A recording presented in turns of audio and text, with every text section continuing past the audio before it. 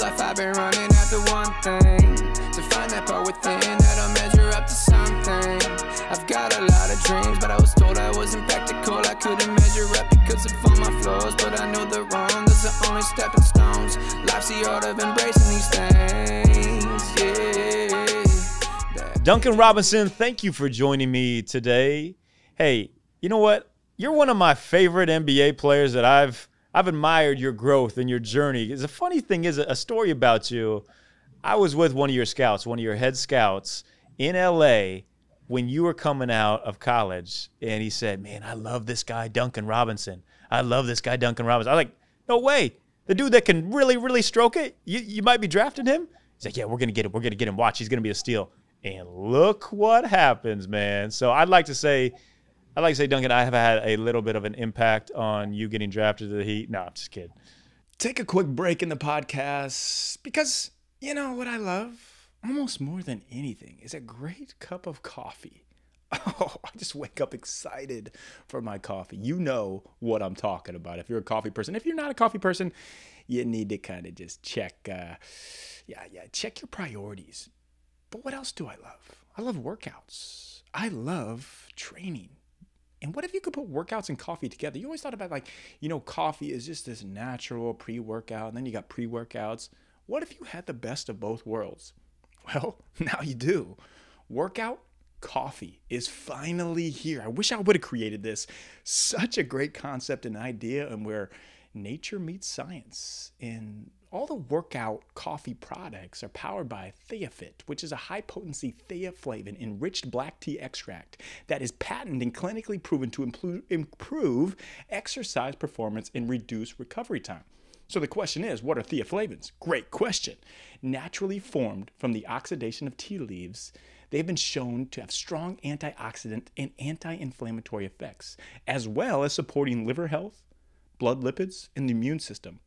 So think about that. You're getting all this and coffee, the taste of coffee, the energy of coffee, my mind is blown. I am going to wake up in the middle of the night, have a cup in the afternoon, in the evening. Keep it coming. Workout Coffee. Check it out. Workout-coffee.com. Look at the links in the show notes below. We are going to have a discount code for you in there too. Check them out and get your coffee today and your workout on. Now, back to the episode. Not at all, man. I was undrafted, though. That's what I meant. I picked up. Man, so you've had media today, and you've been just talking to everybody and then some. But thank you for taking the time to join us on this podcast. And on the podcast, we like to start our guests off with a bang. So tell me something that maybe not necessarily everybody knows about Duncan, the high IQ three-point shooter. Something that not everybody knows, I would probably say, so I'm actually part Hawaiian. Not a lot of people know that. Here. Yeah, my mom has got a little Hawaiian lineage, so I'm a small percentage. My mom's a quarter, so that makes me an 8 for all you math majors out there. But yeah, so I'm a small part Hawaiian, but I've been back there a couple times. The most recent being we played in the Maui Invitational. Well, actually, that was the only time, now that I'm thinking about it again. But that was a special experience for sure to be out there. And, I called it my homeland, in some ways. Man, that is so cool to say, too. Like, me and my wife, we went on a honeymoon there, and we've been going every 6 months. We've fallen in love with Maui, Kauai, all the islands. I've fallen in love with the purple sweet potatoes. So to know that I'm speaking to a local Hawaiian, this is an honor, man. We'll have a luau someday out here in LA. Well, I don't know about that far. It's a small percentage. I don't know if the local Islanders would really acknowledge just how much I am, but nonetheless, I wear it proudly. Man, wear it. Aloha. Hey, so on this podcast, we bring on people who have had great breakthroughs in their life, and no one has ever just been at the top.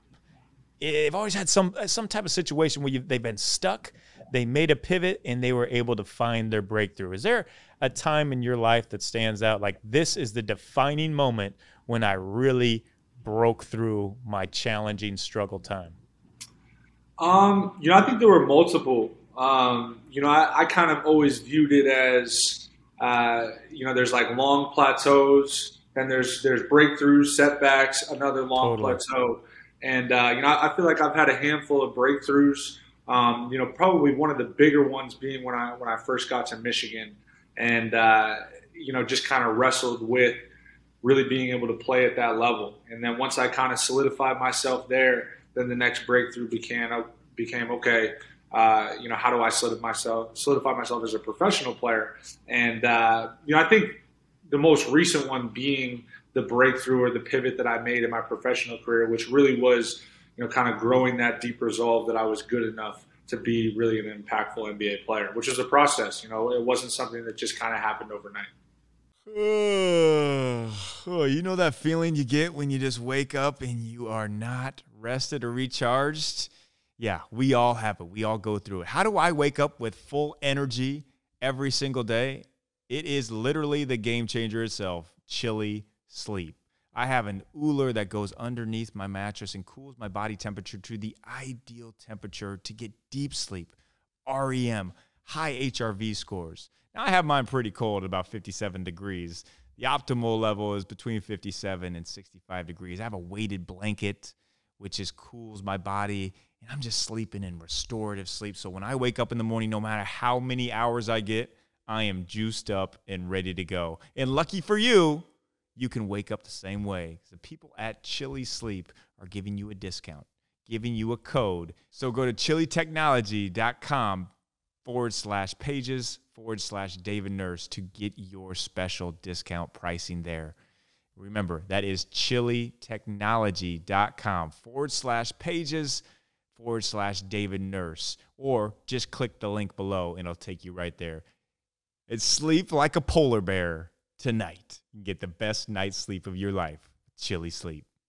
Man, I love that. And that is the epitome of imposter syndrome. And I like to say, like, people hear that, they're like, man, that's not a good thing. But it actually is. That means you're doing something. Nobody ever felt imposter syndrome after they sat on the couch for a week.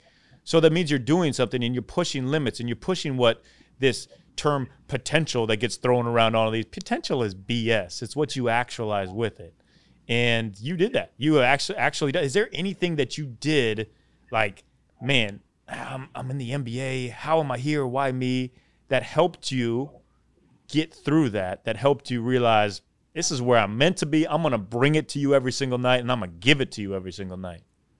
Yeah, I think the first thing was that I always wanted to check the boxes that I was actually able to check and the ones that I could control. So nice. From my standpoint, where I was sitting, I always figured, you know what, I'm going to always check the work ethic box and always make sure that, I can't control whether I get opportunities here or there, what have you, but I can always control whether or not I'm prepared for them. And, even though you might put in all the work, but I always tell people this all the time, like, I was never one of those, and I say this endearingly, like an irrational confidence guy where you just throw them out on the court, no matter what, they can just hoop. They can just be who you are. I was never that way. So for me, I needed to know that I always had the work ethic box checked.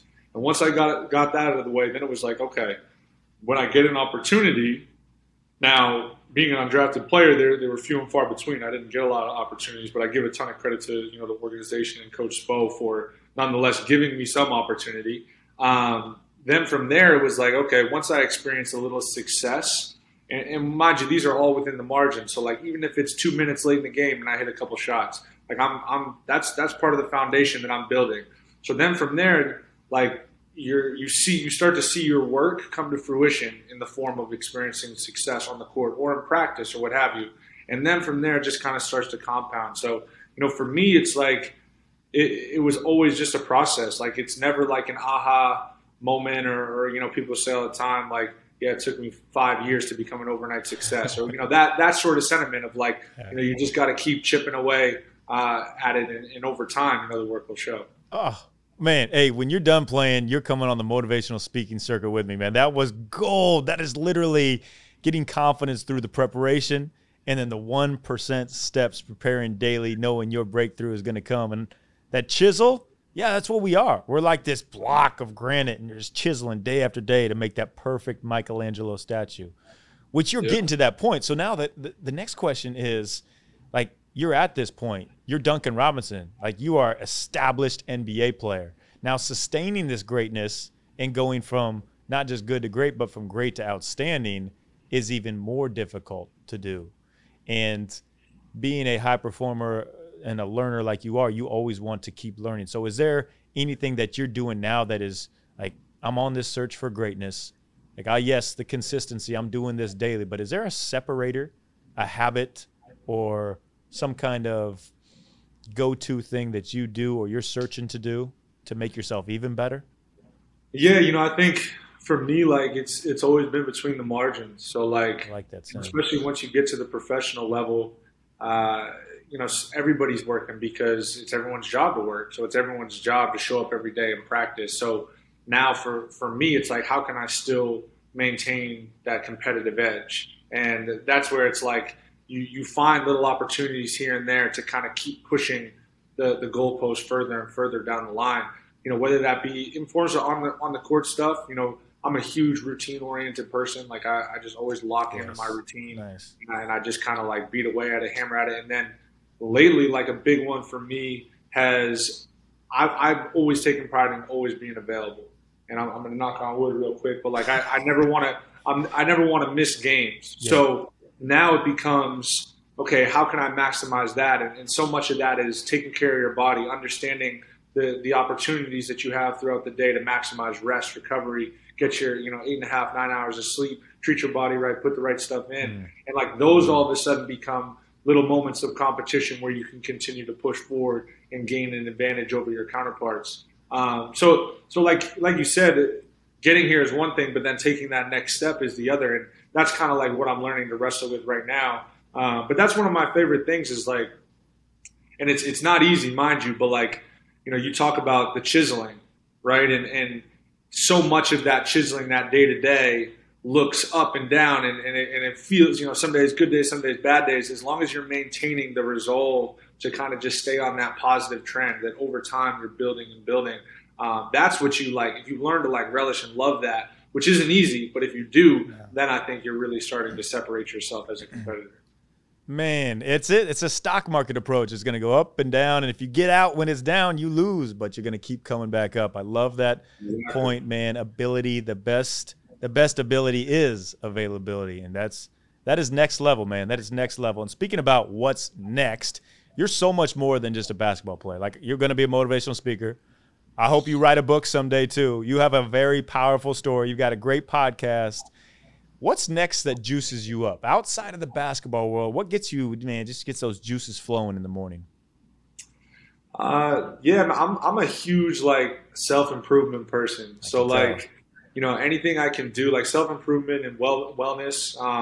And I'm kind of always like mixing and matching different stuff. Like I have little trends that I pick up and really like. Like right now, I'm getting back into Pilates. I was doing Pilates for a while, a couple years ago. And I really enjoyed it. And then all of a sudden, like things tend to happen, it falls out of your routine and you find yoga or you find meditation and now all of a sudden I'm at this point where I've done all these different things and I'm starting to kind of, as the season's approaching, I'm starting to mix and match and like find what's going to fit in my routine for this year. Because I think that there's parts of your routine that always have to stay consistent, but like at the same time, you want to continue to develop and grow your routine as well. So it's not just staying the same year in and year out. So Pilates, I really enjoy. That's kind of like my thing right now. I'm trying to read more and more. That was a goal of mine that I had this summer was to read more. And I tried to put something tangible on it. Read a book every 2 weeks, like that sort of thing. So it's been a challenge, but at the same time, it's also been like a fun challenge. To kind of like stoke that competitive fire in a different way than just being on the court. Oh, man, this is gold. Dude, first of all, for everybody listening, Pilates is not easy. If you've ever done Pilates, it is brutal. Secondly, I love that, man, a constant learner. We're going to nerd out on a lot of stuff. I've been down this rabbit hole for years and years of using myself as this test tube to be able to perform highest energy optimization. So I got some stuff coming your way. Man, before we let you out of here to go feast with the Heat, the team dinner, last question I have for you. Drop the mic, piece of advice. It could be 1 word, 2 words. If somebody is stuck in their situation and they're trying to get out of it and they're looking up to you like, man, I want to be like Duncan. Like, is there a piece of advice you would give them to get them unstuck, pivot, go towards their breakthrough? Yeah, I would just encourage people I'll use a couple different analogies that are all saying the same thing, and they're cliche, but I think they're cliches for good reason because they're telling the truth. Whether it be run your race or for my yogis out there, keep your eyes on your own mat. That sort of sentiment of we're in this kind of environment now where, especially with all this information so readily available via social media, we're so caught up in always wanting to compare where we stack up. I think a great example of it, in high school, I was always caught up in who had what offers, who was getting recruited where, who was ranked here, there, whatever. And I wish I could go back and tell myself in that moment to listen, focus in on your grind, focus in on your hustle. Don't get caught up in all the noise that comes with everybody else. Because if you're able to really lock in on running your race or staying on your own mat, then you're actually able to learn how to wrestle with those plateaus that I'm talking about, those struggles. And for me, those have been the most rewarding parts of my journey, is learning how to struggle with them, overcoming them, and then gaining the perspective to look back on them and say, wow, this is what I really took away. Because it's not uniform. It's not universal for anybody. Every life goal or life challenge has its different obstacles that arise. And I don't think that there's one kind of uniform way to traverse them, but instead to just focus on your journey and not getting, caught up in comparison. I can't remember who said it. I'm going to butcher it, so I won't even say it. But somebody in history said comparison is the thief of all joy. That's it. And I love that, because the moment we try to just compare and see where we stack up, we lose sight of our own kind of journey that we're on. Focus on competition, not comparing. And for me, that's kind of always been what's kind of guided me. I know it's a long-winded answer. Oh, hey, everybody listening, rewind that. That's a 2-minute block I'm going to listen to every morning. Seriously, man, that is one of the most inspirational, put together. I've been around all the top speakers and everything. That was gold. Dude, I'm going to buy your life rights at some point, and there's going to be a movie made about you and your story. I'm not even kidding, man. I'm not kidding. Hey, thank you so much for coming on the podcast, but more so, man, thank you for being the light and inspiration you are to so many people throughout this world. You understand it. God's given you a platform. You're using it for so many more big things than just basketball alone. Appreciate you, brother. I appreciate that. Thanks for having me on. Sorry it had to be so brief. We got to run it back here soon when I get a little more time. We will, but that was powerful. Better for impact. You'd rather have more impact than more. Dude, you're the best. Go get out of here. Hey, hold on one sec. All you got to do is you got to give Spo a big hug and Quinny a big punch in the shoulder for me.